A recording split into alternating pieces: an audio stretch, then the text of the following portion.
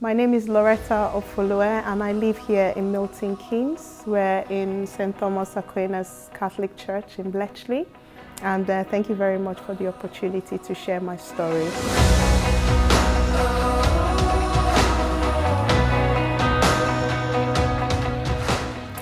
My belief in Jesus has been the only reason I've been able to cope with the different challenges that I've faced in my life.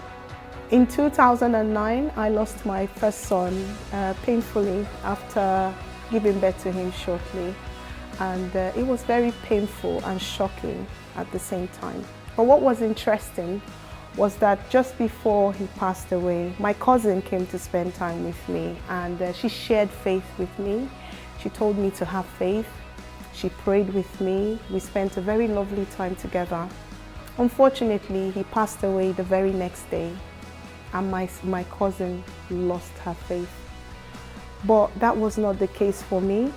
I felt closer to God in that moment when, even though something tragic had happened. Somehow my faith was ignited. I felt like even though the prayers did not go in the way I had expected, God had still answered. He had called my son home. Unfortunately, his life seemed to have ended just as soon as it started, but in the eyes of God, it was complete. And he lit a fire in my soul in that particular moment. In 2012, I had my son Otito. He was my fourth child. Unfortunately, he was born with illness. He was very poorly, and we spent lots of time in the hospital with him. I learned about the beauty and the perfection within trials, and I learned to be patient and wait for God's answers. My days were defined by endless appointments, hospitalizations, near-death experiences, emergencies, and all sorts, as you can imagine. I sacrificed my career, my relationships, my dreams, just so that I could be more available to my son and to my family. Our faith in Jesus made every day bearable. It gave us hope, it gave us joy, and it gave us a reason to go on every day.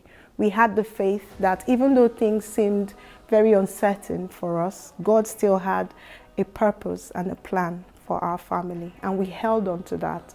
And as such, we were joyful and happy within the dearness of our circumstance. On the day before Otito died, a lady walked up to me and she said to me, "Have faith. I feel very strongly that you should have faith." Otito had been in coma for about 2 weeks at this time, and he was in the intensive care. So this was just a stranger walking past us. And she said, when she looked at him, she just had this strong feeling to tell me to have faith. I didn't know this woman, but I could hear Jesus speaking to me through her, just like he spoke to me many years ago when my first son died, through my cousin, telling me to have faith. So in that moment, I grabbed onto that word, have faith, and I prayed. In my journey with Jesus Christ, I always feel like he's close to me, like he's always telling me and sending his word to me when I need it. Have faith, he said, and that's been my watchword through life's ups, downs, lows, and everything in between. I just feel like he always sent something close to me to reassure me of his presence. Today, I'm privileged to help other families who have children like I did to support their own children. Faith in Jesus gives meaning to what would otherwise be a very painful existence for people. Faith in Jesus brings hope about the fact that irrespective of whatever you may be passing through, God has a perfect plan for your family or for you, wherever you are. Otito's death created a void in my life, a void that led me and drew me deeper into God's call and purpose for my own life. Every one of us is called to serve God within our circumstance.